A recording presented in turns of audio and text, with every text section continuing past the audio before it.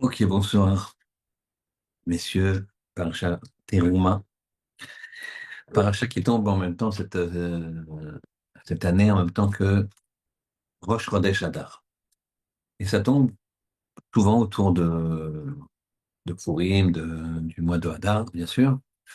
Et donc, on va voir quelque chose de très intéressant par rapport au principe que Rosh Chodesh Adar, c'est un mois dans lequel il y a la Simcha. Puisqu'on dit Michel Mirtas Adar, Marbim Besipra, quand on rentre le mois d'Adar, Marbim Besipra, on multiplie la Sipra. Alors, c'est très important de comprendre ce que c'est la Sipra, de comprendre ce que nous apporte le mois de Hadar. On y viendra, mais vous allez peut-être découvrir que le mois de Hadar, c'est un mois de Teshuvah, qui est un mois de Teshuvah autant que le mois de Tishri. D'accord? À un certain niveau, bien sûr. Mais on va regarder ça. D'ailleurs, c'est pas tout à fait un chidouche, mais c'est tout le mois de Hadar par rapport au mois de Tishri. Et quand je dis c'est pas tout à fait un chidouche, parce que souvent on compare Purim et Kippour. D'accord? Puisqu'on dit Kippour, c'est Oui. Kippurim, Yom Kippourim, Yom Kippourim. D'accord? Donc ça, c'est une notion qu'on connaît. On connaît un petit peu moins en tout cas en ce qui me concerne, jusqu'à ce que je prépare ce shiur, que le mois de Hadar, c'est un mois entièrement de Teshuvah. On va regarder ça. Mais d'abord, on va poser certaines questions par rapport à la paracha elle-même qui se trouve dans le mois de Hadar. וידבר השם אל משה לאמור, השם il parlait à Moshe en disant, דבר אל בני ישראל ויקחו לי תרומה. Vous prendrez pour moi une terouma, un prélèvement, met kol ish asher yidvenu libo. Toute euh, euh, tout homme qui yidvenu libo a nidevu, c'est le lachon, la, comment dirais-je, la racine de nedava. Nedava, c'est un don, d'accord? Donc, nidevu libo, ça va dire lachon nedava, nous dit Rachid. Ou lachon ratson tov, c'est un bon esprit. Ratson tov, c'est-à-dire une bonne volonté. C'est quelqu'un qui a une bonne volonté. D'accord?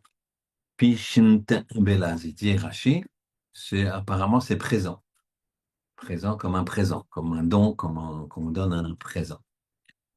Donc, apparemment, Kadosh Baruch Hu, il dit à Moshe, tu vas demander à tous ceux qui veulent, qui veulent prendre une terouma, d'accord? Et il précise teroumati. Donc, il y a deux fois, Vikruli teruma. Vous prendrez donc le passouk, je le répète, je le traduis directement, par le béni Israël, et qu'ils prennent pour moi une teruma. Met kol asher yidvenu libo, tout homme qui est, comment dire, qui veut donner le, de bon cœur, tikrou, vous prendrez et terumati, ma teruma.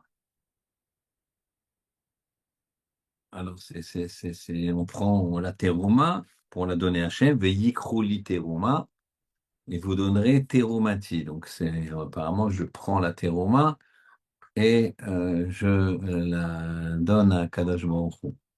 D'accord? Donc, mais Hachem, il dit en même temps, terumati, c'est ma terouma.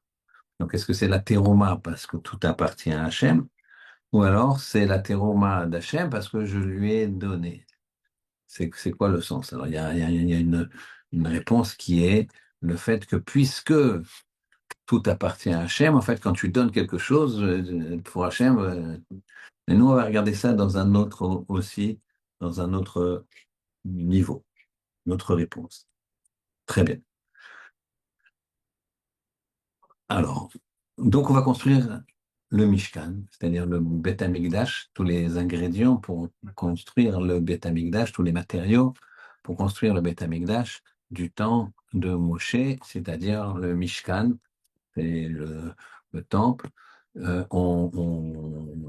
ambulant. Très bien. Parmi ce qu'il y avait à fabriquer, il y avait la menorah. Quand mon cher Beno, il est arrivé, il n'a pas compris comment on faisait la menorah. Alors, si vous regardez la menorah, c'est pas tellement compliqué que ça. D'accord? C'est d'un seul tenant. Bon, il y a des rebords, il y a des petites coupelles, il y a pas mal de petites choses. C'est un très, très, très bel ouvrage. Je vous invite à regarder sur les livres, Art Scroll bleu, c'est bien dessiné en 3D. Mais bon, on parle de Moshe Rabbeinu. Et pourtant, il n'arrivait pas à fabriquer la menorah. Il n'arrivait pas à fabriquer le rat. Et Hachem lui a montré une menorah de feu. Et à ce moment-là, il a compris. Alors, il a plein de questions. Comment ça se fait qu'il n'a pas réussi? Sachant qu'il y avait plein d'autres ustensiles dans le Beth Amikdash pour le Mishkan qu'il fallait construire, qu'il fallait créer, qui n'étaient pas moins compliqués, comme le Haron, le Shulchan, on en parlera, c'est-à-dire le Shulchan, c'était pour les pains de proposition, il y avait 12 compartiments, il y avait un socle, il y avait pas mal de choses. C'était aussi le Misbéach, il avait des rebords, il y avait beaucoup de choses. L'hôtel, il y avait des rebords, l'hôtel en or, le grand hôtel, le grand Misbéach qui est à l'extérieur. Donc tout ça, hein, c'est étonnant que Moshe ait réussi, il a eu aucun problème pour construire tous ces objets, tout le Mishkan, mais arrivé à la menorah, il n'a pas su. Très bien. Question qu'on aurait pu poser en premier, puisque ça vient chronologiquement d'abord, c'est pourquoi Hachem lui demande Hachem Yilvenu Libo, ceux qui veulent, c'est une Nedava. Une Nedava, faut donner. Mais si tu donnes libre, c'est-à-dire tu as envie de donner, tu donnes. Pourquoi pas forcer? Pourquoi on va dire, tiens, voilà, tu mets un impôt sur les bénis Israël, et tu mets l'impôt, et puis voilà, pourquoi pas, que ce soit volontaire? J'accepte, mais c'est celui qui veut. Pourquoi? On va faire quelque chose qui est communautaire, qui est pour tout le clan Israël, qui est pour le bien de tout le clan Israël, donc à nous de participer. Il y a des halakhot. Il y a des halakhot, par exemple, quand on doit construire une synagogue dans une ville, il n'y a pas de synagogue, il n'y a pas de mikvé, il n'y a pas. Bref, chaque personne doit mettre la main à la pâte. Et celui qui ne voudrait pas, on le force, ou on le chasse. On lui dit, t'as rien à faire ici dans la ville. Tu ne participes pas à la construction de la choule, tu ne participes pas à la construction du mikvé, il n'y a pas. Donc il y a cette idée-là, c'est ce qui est normal. Mais il y a cette idée de presque un petit peu coercitive. Pourquoi ici c'est Nidvo Libo? Donc, et on reprend la question qu'on avait commencé à aborder sans vraiment la poser, c'est Mishinich Nasadar Marbim Besimcha. Quand vient le mois d'Adar, donc depuis une heure, d'accord, Marbim Besimcha doit être joyeux. Donc, il y a, on va dire que Rosh Chodesh Adar a commencé il y a une heure. Donc, il y a une heure moins une minute, t'es comme ça. Une heure plus une minute, t'es comme ça. Donc, c'est quoi là? Qu'est-ce qu'on nous demande? C'est quoi la simcha? C'est quoi? Très bien. Alors, on va poser d'abord un postulat. Il faut comprendre que le lien qu'on fait avec Akadosh Baruch Hu, c'est un travail de toute une vie. La Shrina, comme chacun le sait, comme vous avez entendu 2723 fois sous les roupotes, où quand un homme et une femme ils s'entendent bien, il y a la Shrina qui réside parmi eux. D'accord? Et c'est pas une critique, hein, faut le comprendre et comment dirais-je, l'intégrer. Et donc, le but, de la même façon qu'il y a une construction qu'on fait dans un couple, d'accord, qui n'est pas une construction qui se fait tout de suite, ça prend du temps. C'est ça que des fois, des jeunes gens, des jeunes filles me disent, ils sont chez d'or, mais j'ai pas de sentiments. Alors, je dis, ah, c'est magnifique, il faut continuer, fonce. C'est exactement ce qu'il faut. C'est pourquoi? Parce que à ce moment-là, c'est pas des sentiments qu'il y a, c'est une certaine envie de manger le poisson, quoi, si vous voyez si vous voyez ce que je veux dire. Ça peut pas être un sentiment. Le sentiment, il vient avec un travail. Il vient pas en quatre rencontres, en quatre rendez-vous. Il vient avec un travail. Par contre, en quatre rendez-vous, tu peux regarder la notion de recette de la personne, si elle aime donner, comment elle voit la vie, comment elle se positionne par rapport à la matérialité, etc. Mais c'est pas, il y a pas de sentiment. Donc quand ils me disent comme ça, les jeunes, je sens pas de sentiment, je dis c'est bien, parce que si tu sentais un sentiment, ça serait pas un vrai sentiment. Ce serait un attachement physique qui n'a pas grand-chose à voir avec ça. Ça se travaille. Ça se travaille. Bien sûr qu'on part sur une base. J'ai poussé un petit peu à l'extrême, mais le principe, c'est celui-là. De la même façon que l'on va mettre toute une vie pour construire une relation et l'améliorer, eh bien, c'est la même chose qu'on fait par rapport au Ribono Shel Olam. Par rapport à Kadosh Baruch Hu, on se doit de construire une relation avec Kadosh Baruch Hu, le Ribono Shel Olam. Et c'est ça qu'on voit dans la paracha Veshachan, Tibetocham. Je résiderai en vous.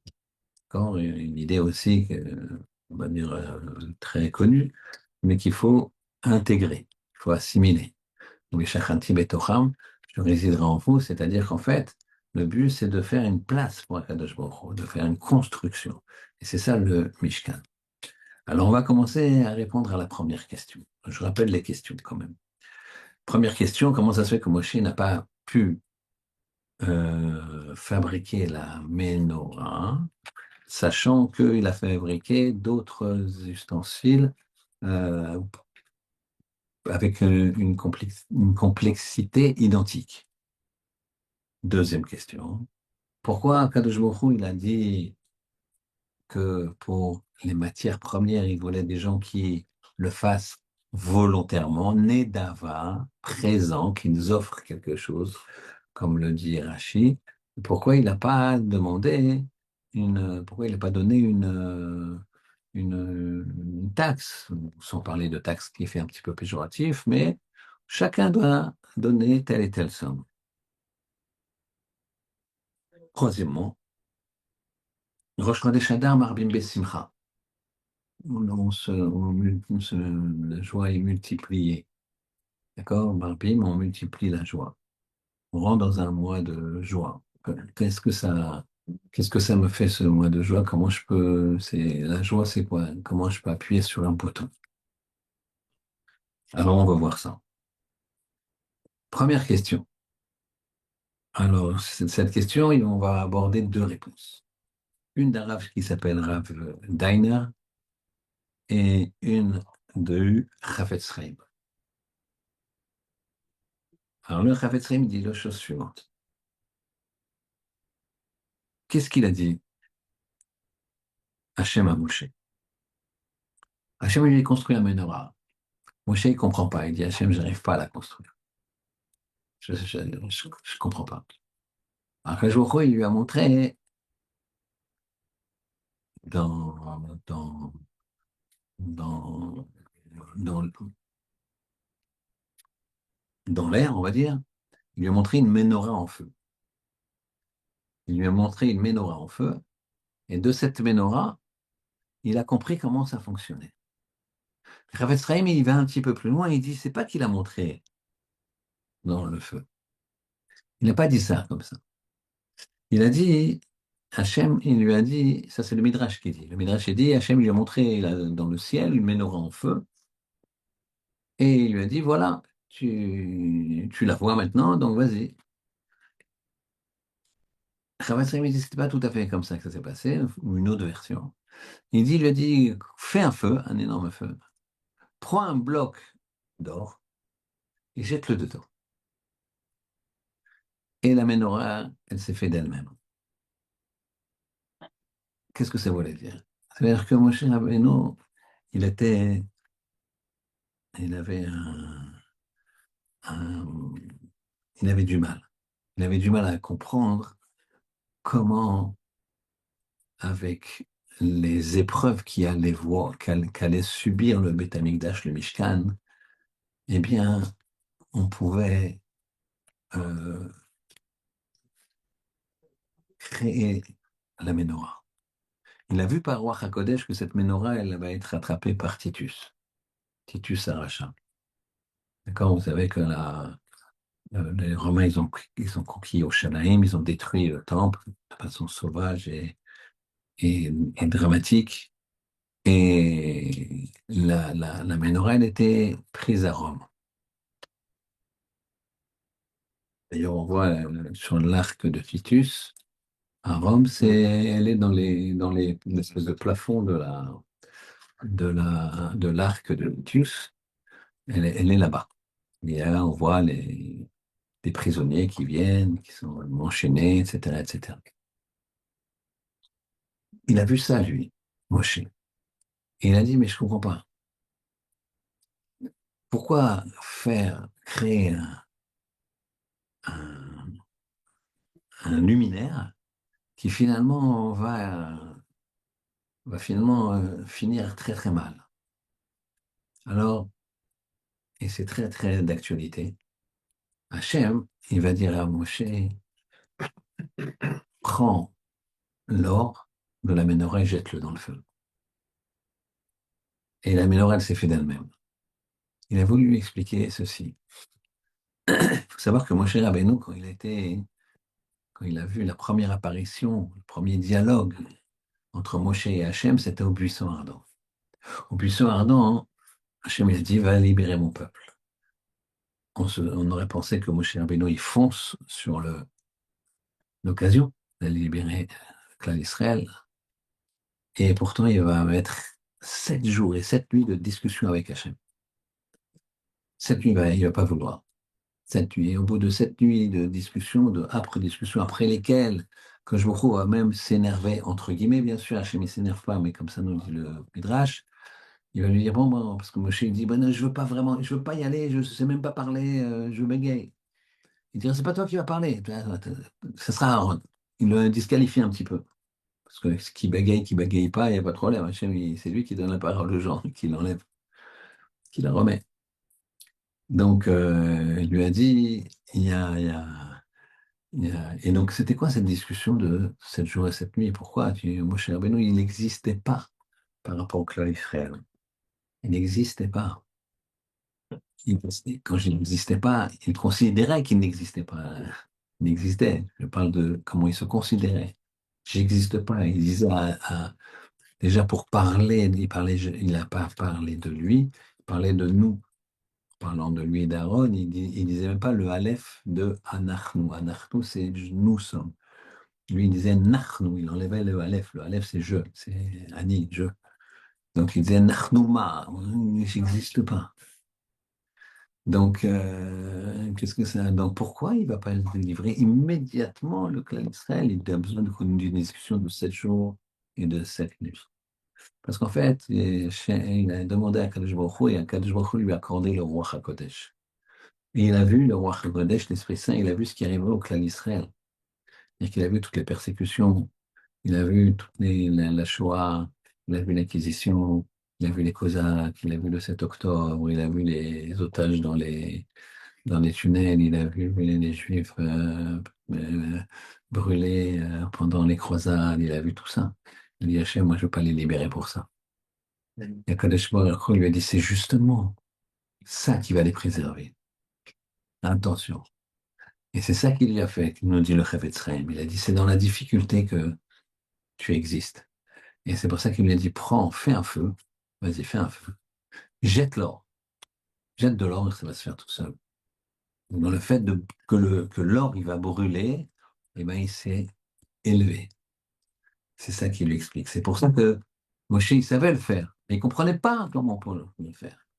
Ça, c'est l'explication du Chavetz Chaim, qui est extrêmement puissante, évidemment, et qui nous montre que parfois on ne comprend pas, on a des difficultés, c'est d'actualité, c'est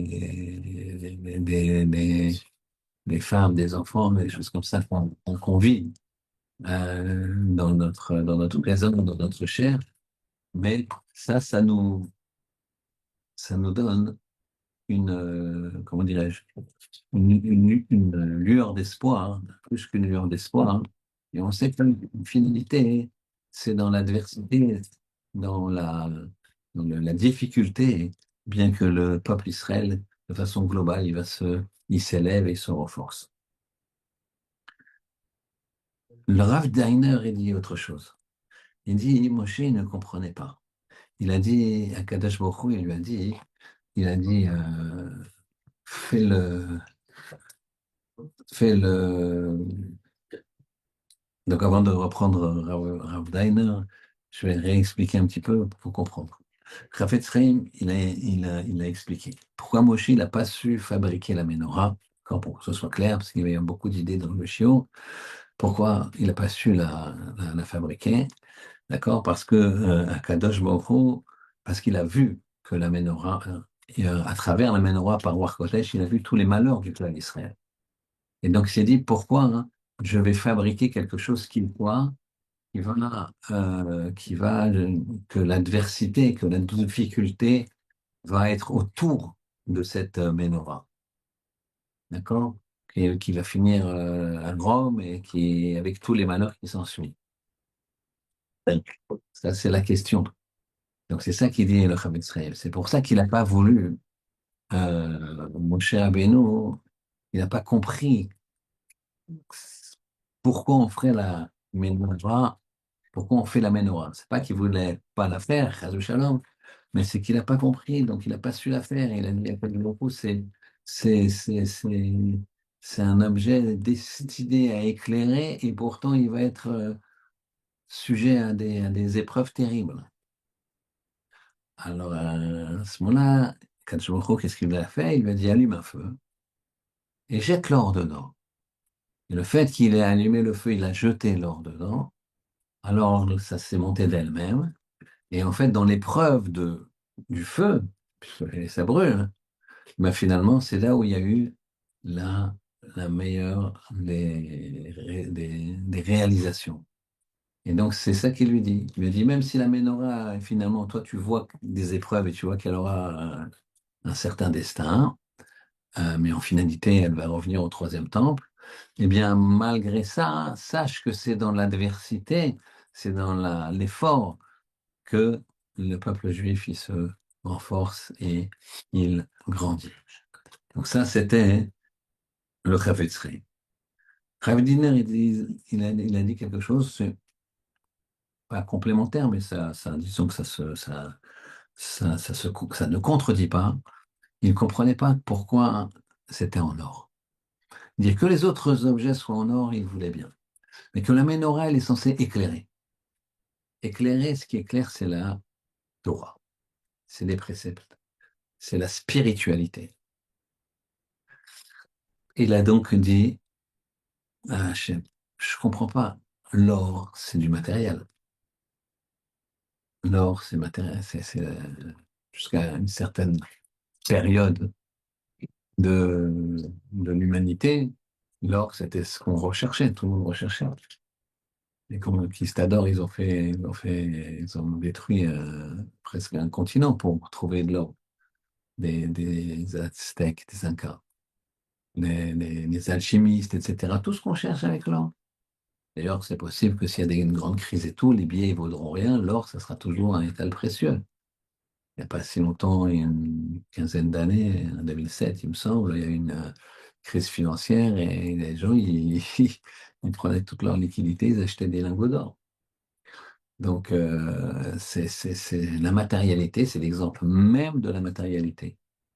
Donc, Rav Diner, il dit à Kajoku, comment tu peux te construire avec de l'or?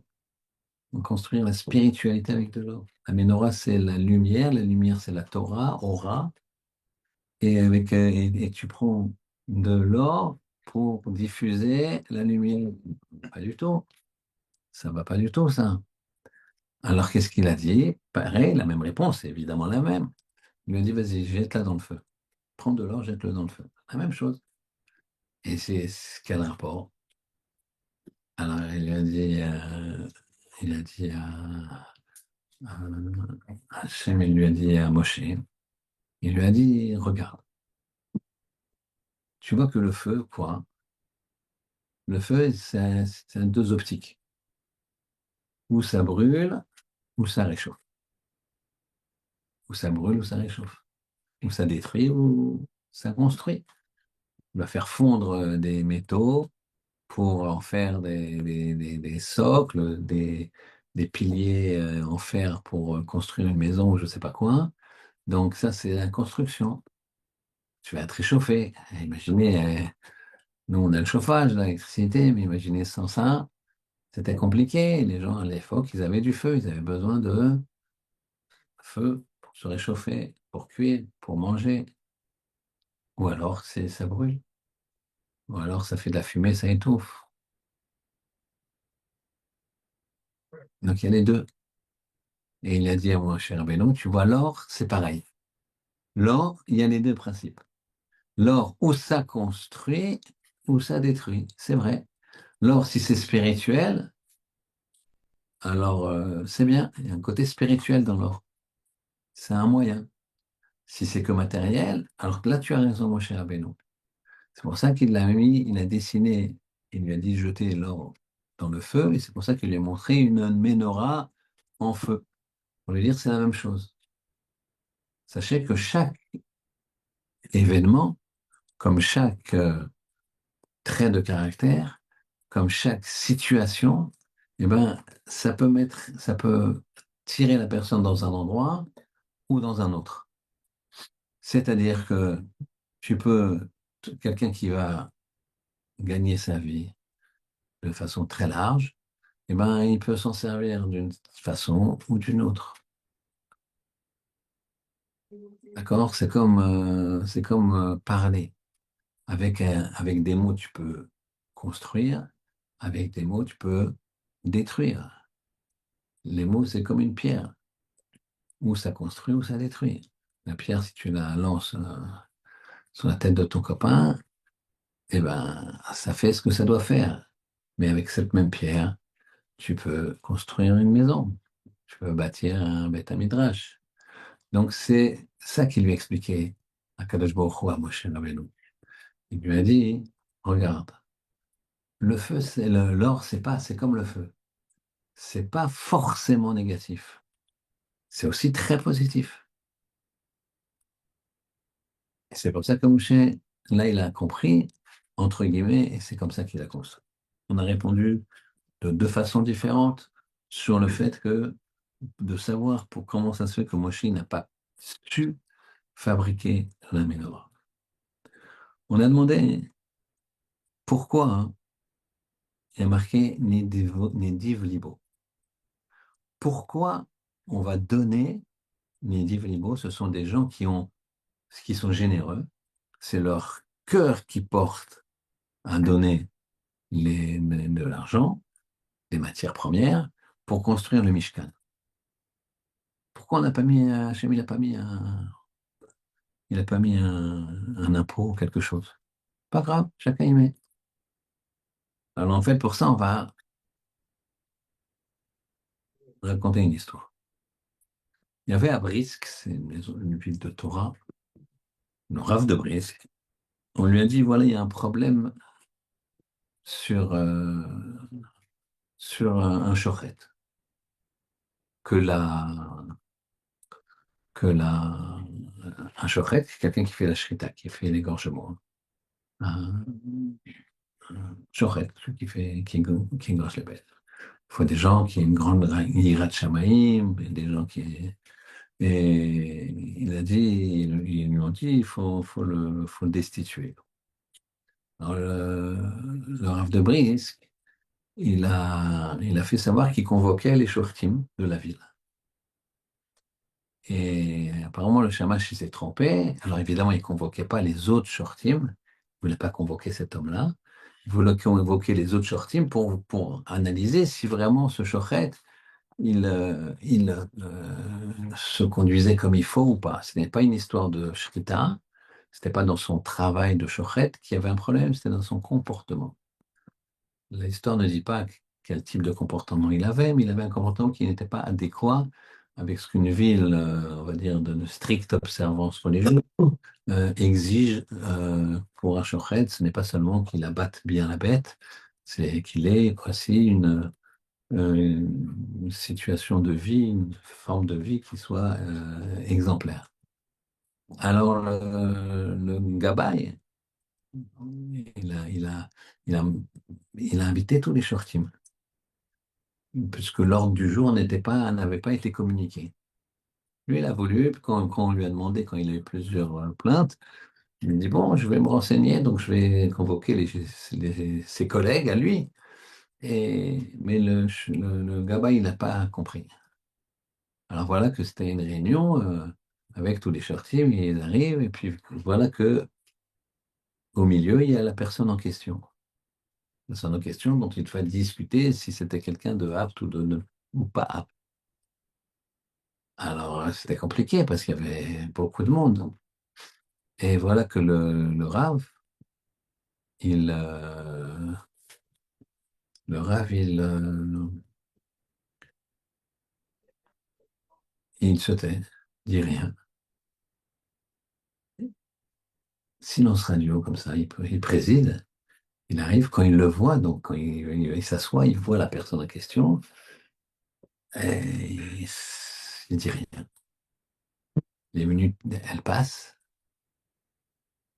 une dizaine de minutes, elles passent, une demi-heure passe, c'est un énorme rave. Personne dit, bon, nous, on n'a pas que ça à faire, etc. Personne n'ose dire ça, à tel point que il y en a un qui se lève pour aller aux toilettes, ça fait déjà trois quarts d'heure, le rave, il bouge pas.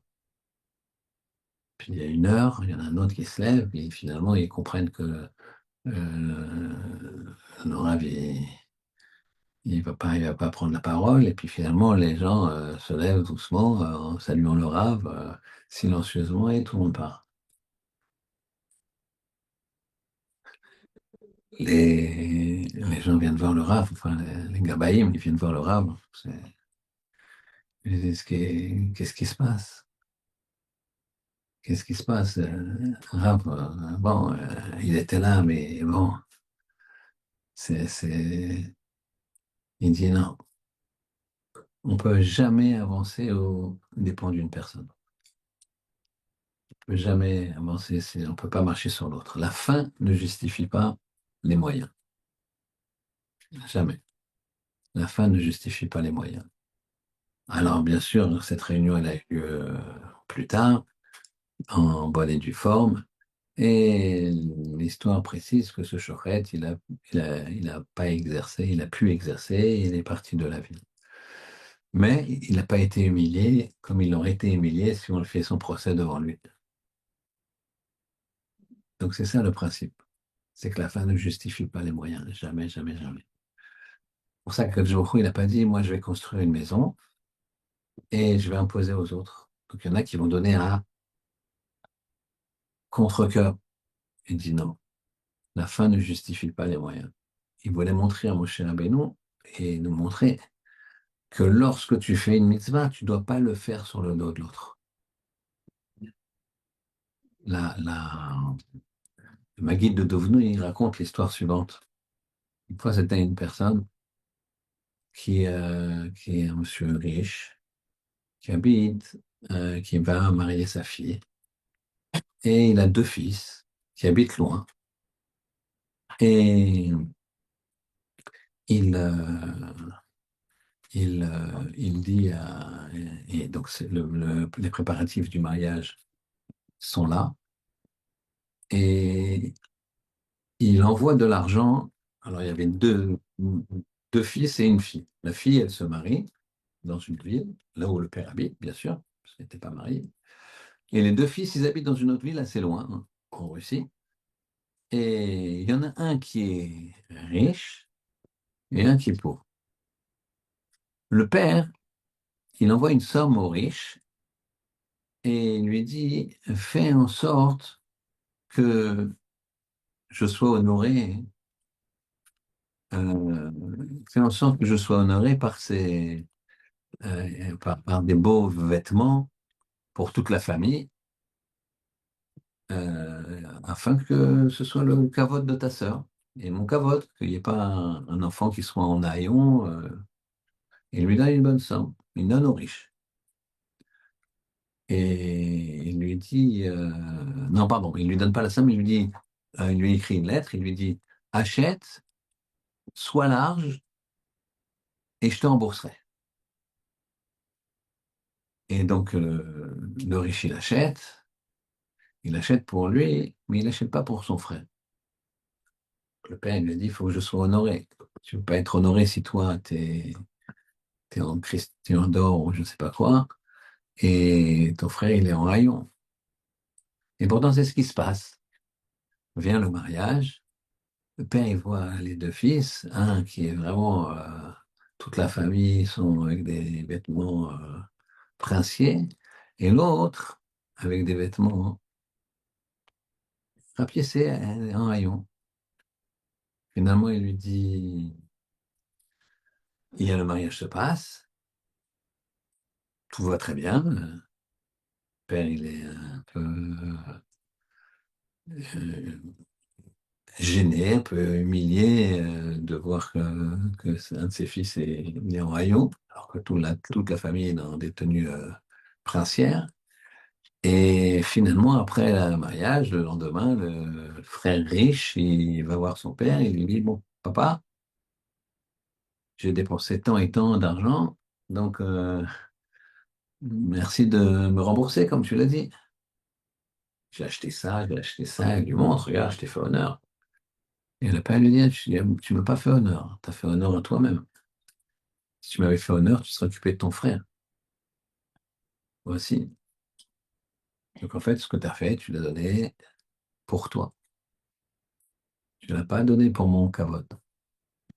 Eh bien, Kadosh Baruch Hu, il cherchait des gens qui donnent pour le kavod d'Hachem. Et ici, c'est ce qu'on avait vu au départ. On a Trouma, il y a marqué, Hachem Venu Libo, donc Veikroli Trouma, vous prendrez pour moi une Trouma. Donc pour moi une Trouma, donc ça ne m'appartient pas, entre guillemets. Vous prendrez pour moi une Trouma d'Hachem.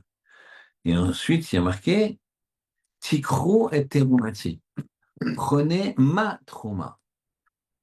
Alors, j'ai expliqué qu'il y a une première euh, réponse qui est de façon claire, nette et précise, tout appartient à Hachem. Tout appartient à Hachem. D'accord? Tout appartient à Hachem, donc c'est normal que tu donnes, finalement, quand tu donnes de la chose qui appartient à Hachem. Mais il y a une autre façon d'expliquer, puisque tu peux dire en même temps, il est marqué, Hashamim, Shamim, Hachem, on va le chanter demain dans le Hallel, Vaaretz, Nathan, Ibn Adam. Donc là, les cieux, c'est la terre, c'est Hachem, pardon, et la terre, c'est aux hommes. Ah, d'un autre côté, il y a marqué quoi? Hein? Shamim va'aretz l'Hachem. Un autre, que les cieux et la terre, c'est Hachem.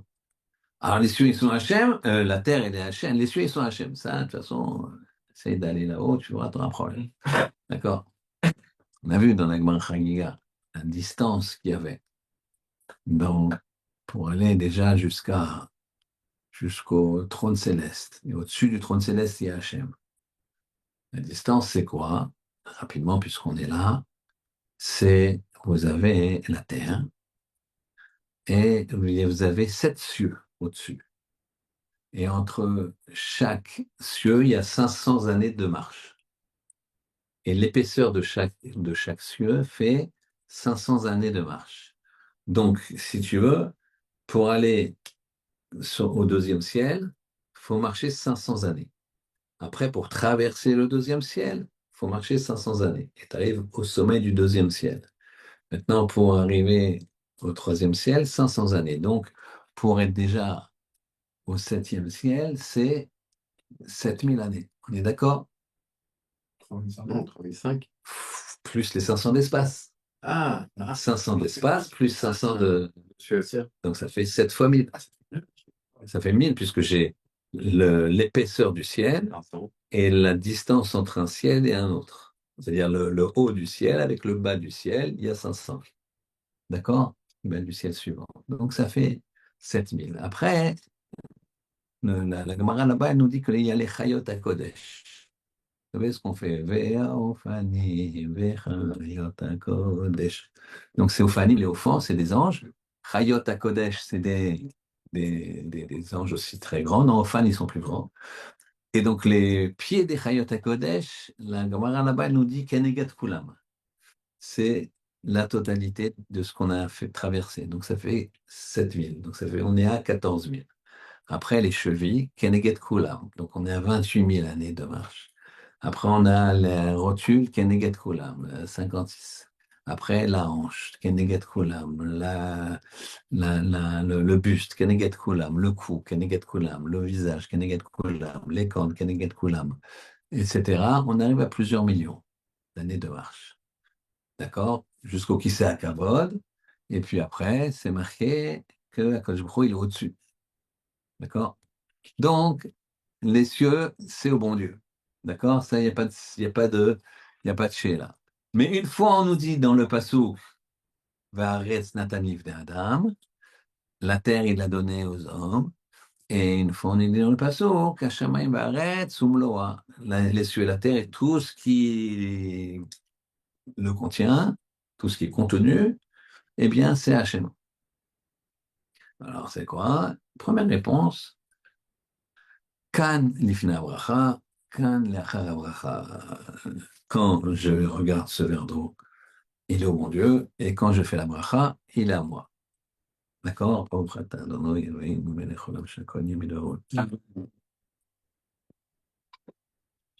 il est à moi, j'ai le droit de boire. Entre guillemets, Hachem me l'a donné, pas par rapport à la bracha. Ça, c'est une chose.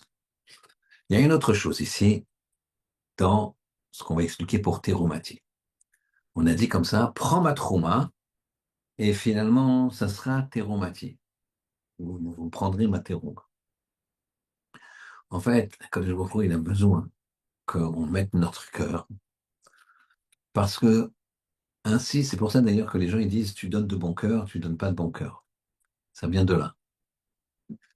Quand tu donnes pas de bon cœur, t'as pas vraiment donné. Vous savez que quelqu'un qui est un joueur d'argent, d'accord, ça peut concerner certaines personnes, le poker, etc. C'est pas que ça à la mode. Alors, si on joue de façon professionnelle, si on joue comme ça de façon accessoire et des petites sommes, alors j'ai pas dit qu'il n'y a pas de problème parce que c'est pas des jeux. Bref, mais en tout cas, il y a, la Torah va pas dire que la personne n'est pas sous la doute et inapte à porter un témoignage. On va pas dire ça. Par contre, dans la Gemara, on voit que les joueurs d'argent, ils sont pas sous la doute. Et là, on parle ici de professionnels. Pourquoi? Parce qu'en fait, et là, ça peut parler à certains, quand on joue au poker. D'accord? Alors, il me semble qu'au poker, on met d'argent au milieu, chacun met une somme, et on fait un jeu, et celui qui gagne, il prend tout ce qui est au milieu. D'accord.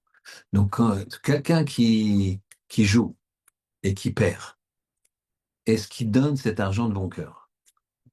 On est d'accord que non. Maintenant, il le laisse prendre, l'autre. Il le laisse prendre. Pourquoi? Parce que sinon, il peut plus jouer, c'est plus dans les règles, c'est plus. Mais quand il lui prend, l'autre, quand il lui arrache un peu. Il lui donne pas vraiment. Ils se sont obligés de lui donner.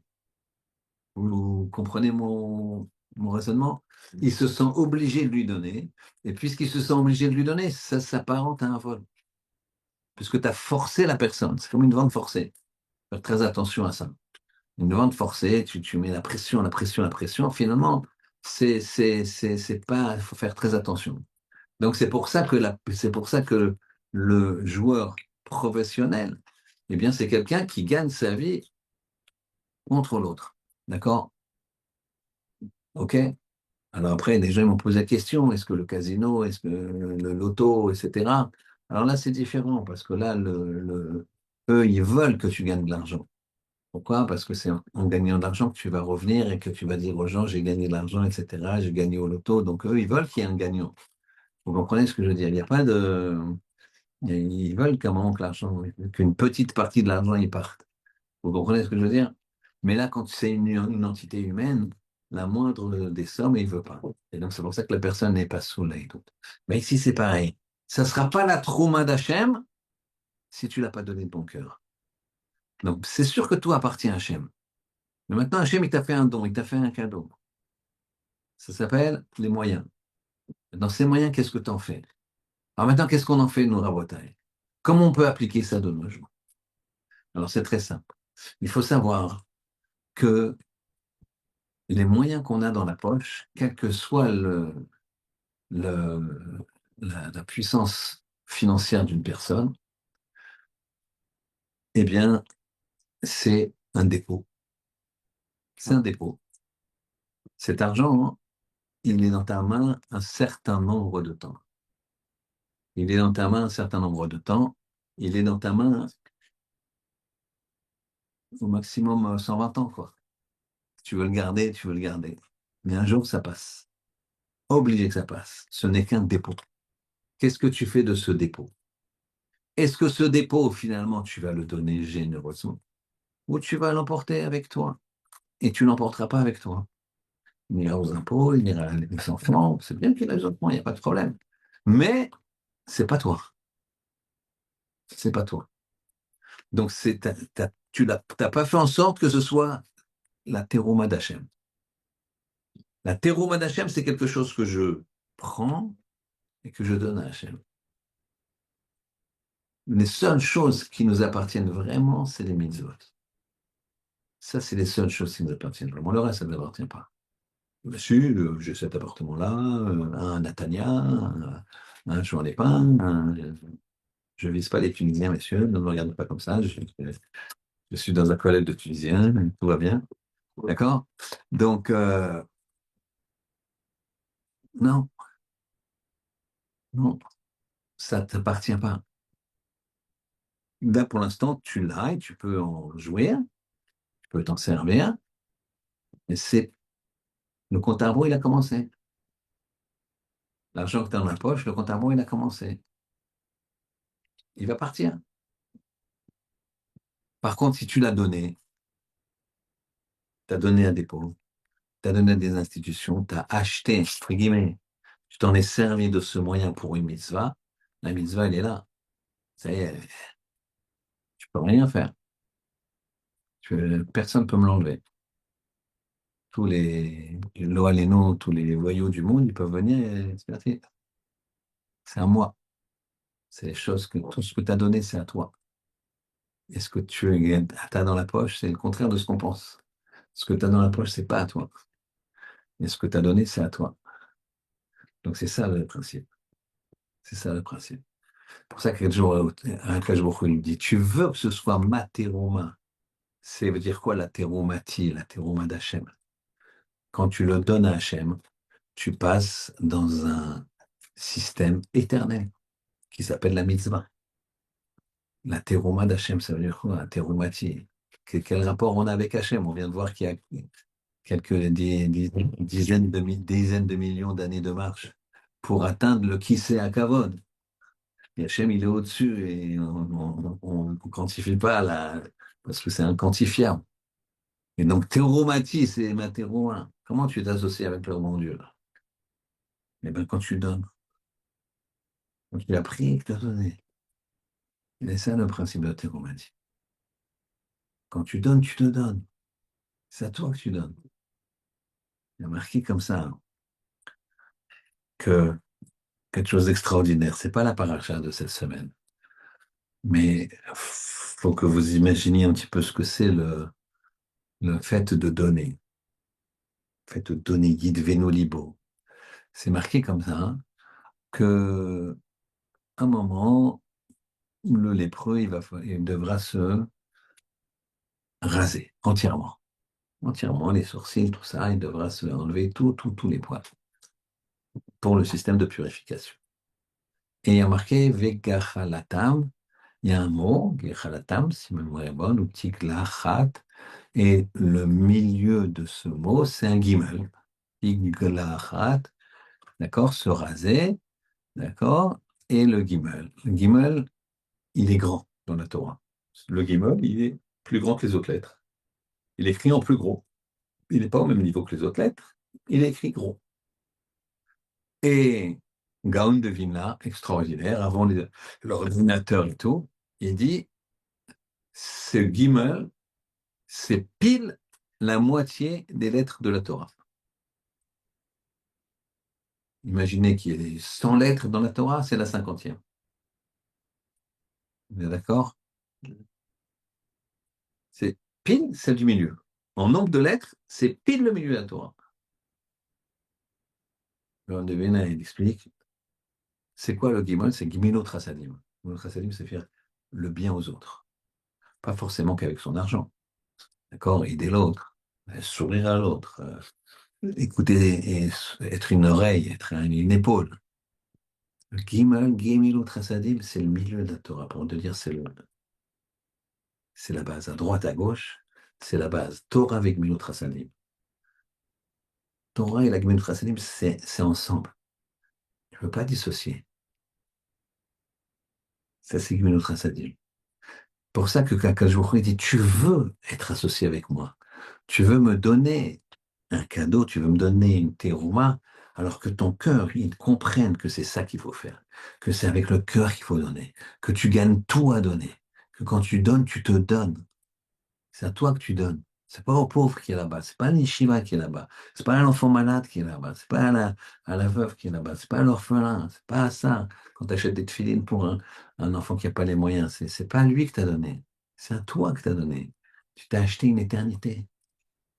Bien sûr, tu t'es acheté cette éternité parce que tu penses pas à t'acheter l'éternité, tu penses à l'aider. Justement, sache que tu... Dis-lui merci. Dis-lui merci d'être venu te voir, toi, de t'avoir permis de faire la mitzvah. Il y avait, il me semble que c'est le Maharam de Rothenburg, mais je ne sais pas, c'est un pays ashkénaze. Il y avait un, un, un maître qui avait un Beth Midrash. Très bien. Et voilà que, à côté de ce Beth Midrash, il y avait une église. Et il y avait un élève, ça l'énervait, la croix qu'il y avait là-haut. Ce qu'il a fait un jour, c'est Avodazara, c'est compliqué. Vous savez que faut faire attention de ne pas se prosterner, ne pas, excusez-moi, évidemment pas se prosterner, ne pas dans les montagnes, souvent vous avez des refuges comme ça avec une croix. Vous remarquerez, c'est souvent quand il y a une source. Parce qu'ils veulent que quand tu bois, ben, en fait, que tu regardes, il faut toujours faire attention à la montagne. Quand moi, je l'ai vu plein de fois. Je l'ai vu plein de fois. Euh, Plus haut, quoi. Pas juste devant. Plus haut. Une fois, c'était juste devant. Sinon, c'est plus haut. Faut exprès, quand la personne, elle boit, pour, tu vois, il y a un tuyau de source comme ça, et il se resserre. Donc, ça l'énervait. C'est une touma. Alors, un jour, la nuit, il est venu, il a cassé. Il a cassé la croix. Mais manque de peau pour lui, elle est tombée avec un fracas important. Le temps qu'il descende, il y avait des gardes qui sont venus, ils l'ont attrapé. Et donc, il a, il a, il a été condamné à mort. Et le rave en question, il a été voir le gardien de la geôle et il lui a dit combien il a réussi à parler avec lui. Il lui a dit combien tu veux pour le laisser partir. Il lui donne une somme très très importante. Et c'est une somme que lui, il avait mis toute sa vie de côté pour marier ses enfants. Il restait encore un enfant ou deux à marier. Il demande la permission à sa femme. Il dit tant pis, ce sera très dur de marier nos enfants, mais et il prend l'argent et il va lui donner au geôlier. Maintenant, il n'a pas demandé à la communauté.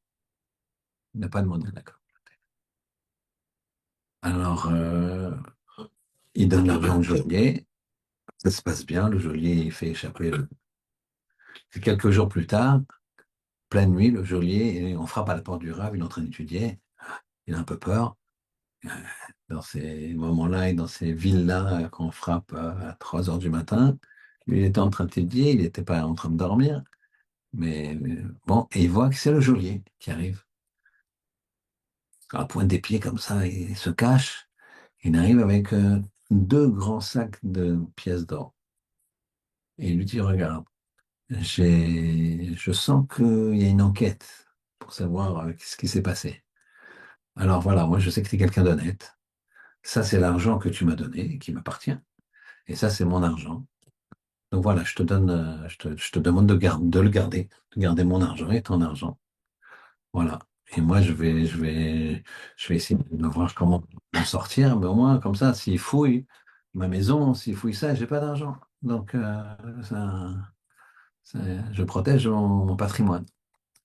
Donc, il laisse l'argent au brave et il lui dit, si jamais je suis obligé de m'enfuir, tu garderas bien l'argent, hein.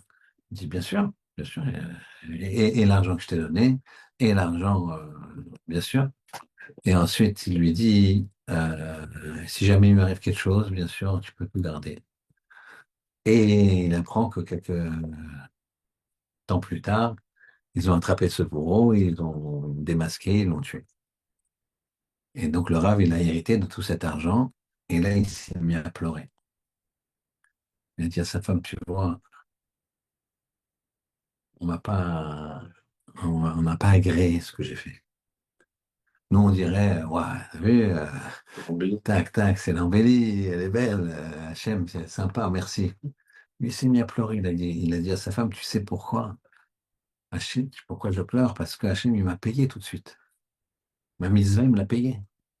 Non seulement je retrouve mon argent, mais je le double. Mais ça, je veux pas ça, moi.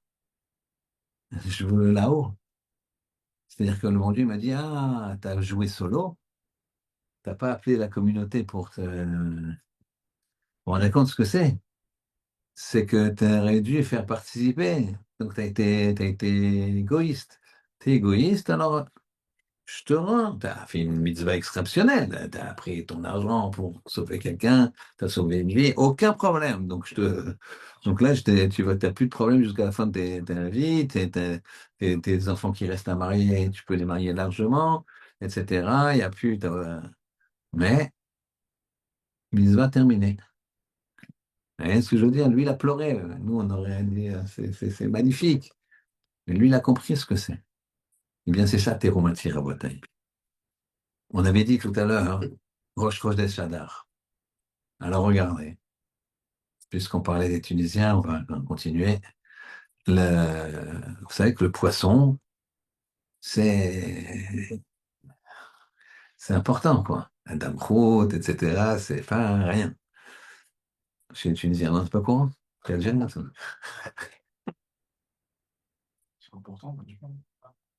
Pourquoi? Beaucoup d'explications. La première, c'est que le poisson, il est discret, il est sous l'eau, d'accord? Et que le haïnara, comme son nom l'indique, il faut voir. Si tu vois pas, le poisson, on voit pas, il est sous l'eau. D'accord? Avis à ceux qui veulent acheter une Ferrari rouge, je déconseille fortement vis-à-vis du Inara. Le mois de Hadar, et vous regarderez, parce que vous savez que il y a marqué Chodesh Aviv, le mois du printemps, ça doit être Pessah. Donc c'est pour ça que des fois, on rajoute un mois de façon à ce que ce soit toujours le printemps, Pessah, c'est-à-dire le 15 Nissan. D'accord? Puisque les mois lunaires, c'est 29 jours ou 30 jours. Donc, on décale une année lunaire, elle a à peu près 354 jours. Et une année solaire, elle a 365 jours. Donc, on décale de 11 jours par an, à peu près. Donc, en 3 ans, tu as décalé d'un mois. Donc, tu es obligé de recadrer d'un mois. Donc, on fait un deuxième mois de Hadar. pour repousser le mois de Nissan vers le printemps, toujours au printemps. Et donc, évidemment, le Purim, ça suit pareil. Le mois de Hadar suit pareil. D'accord? Le mois de Hadar, qui est collé au mois de Nissan, eh ben, il est toujours à la même période. Et quelle période? La période du signe zodiacal poisson. Que ce soit chez nous, même chez les Goïms, parce qu'ils ont pris le même, quasiment les mêmes signes zodiacales. C'est le poisson. Donc, Hadar, c'est le poisson. C'est quoi ça? C'est quoi? Alors, en fait, on a expliqué que le mois de Hadar entièrement, qui est sous l'égide, sous la marque, l'influence du poisson, eh bien, c'est un jour de, c'est un mois de Teshuvah. Pourquoi? Qu'est-ce qu'il a le poisson? Eh bien, sachez qu'il y a marqué que Adam Arishon, il a donné Gam Chava du Etz Hadat. Aussi à Chava, il a donné de l'arbre de la connaissance. Aussi à Chava. Et qu'est-ce que a fait les commentateurs? Qu'est-ce qu'on dit les commentateurs? Aussi à Chava, ça veut dire que les autres espèces ont mangé. Tout le monde a mangé. Tout le monde a mangé. Les lions, les traits, tout le monde a mangé. Tout le monde, tout le monde, tout le monde. Pas le poisson. Le poisson, il n'a pas mangé, le Hetzadat. Toutes les autres espèces, tout le monde a mangé. On va dire l'humanité, euh, que ce soit animal ou physique, ou humain, ils ont mangé du Hetzadat, de l'arbre de la connaissance, mais pas les poissons. C'est pour ça que notamment les poissons, ils étaient épargnés du déluge. Ils ont vécu dans le déluge, ils sont pas morts. Et donc le poisson, il a une bracha spéciale. Parce que lui, il n'a pas mangé du Hetzadat. La première faute, il ne l'a pas faite. Et donc, en fait, le poisson, il échappe à un jugement dur de destruction, de déluge. Tout a été détruit, toutes les espèces animales ont été détruites. Donc, c'est comment comment il fait? Parce que il est caché, il est protégé. Et sur ça, nous aussi, on va être protégé. Le mois d'Adam, on est protégé. Et on est protégé par notre teshuva. On est protégé parce qu'on est sous cette dynamique du poisson qui n'a pas fauté. Donc on a une dynamique, le mois d'Adar, où ça va être propice à ne pas faire de faute. Donc à faire teshuva. De la même façon que le poisson, lui, n'a pas mangé de Etz Hadat. Et donc c'est ça qu'on est Marbin Besimcha, parce qu'on sait que ce mois-là, on va être poussé à faire des mitzvot. On va avoir une dynamique qui va nous faire des mitzvot. Parce on n'est pas dans un monde où on a le même type de libre arbitre. Ici, on nous donne un bonus, on nous donne une vitamine, qui est celle d'être sous l'emblème du poisson. Et de la même façon que le poisson n'a pas fauté, alors nous, on a une possibilité de comprendre pour ne pas fauter et donc forcément de faire teshuva sur nos fautes. Alors qu'Hachem il fasse que on comprenne bien ça, comprenne qu'il y a des moments propices. Tous les moments propices sont faits pour faire teshuva. Seulement, il y a des moments propices, des moments où on n'est pas tellement aidé. Il y a des fois où on n'est pas aidé. Il y a parfois, si on a fait certaines fautes, au contraire, on est repoussé. Il faudra vraiment bosser. Mais le mois d'Adar, tout le clan d'Israël, on lui ouvre toutes les portes de la teshuva. Comme en Ticherie. Sauf qu'en Ticherie, c'est redoutable parce qu'à la fin, au milieu, tu peux dire à la fin si tu estimes que c'est au Shana Rabbah, tu peux estimer que c'est etc. En tout cas, il y a un moment, il y a le tampon, tu passes ou tu passes pas. En Hadar, il n'y a pas ça. En Hadar, c'est une teshuva besimcha. C'est une teshuva avec joie. Pourquoi? Parce qu'Akadosh Baruch Hu, il nous dit, vas-y, fais teshuva. T'es sous le signe du poisson qui n'a pas péché, qui n'a pas cherché à manger le El Sadar.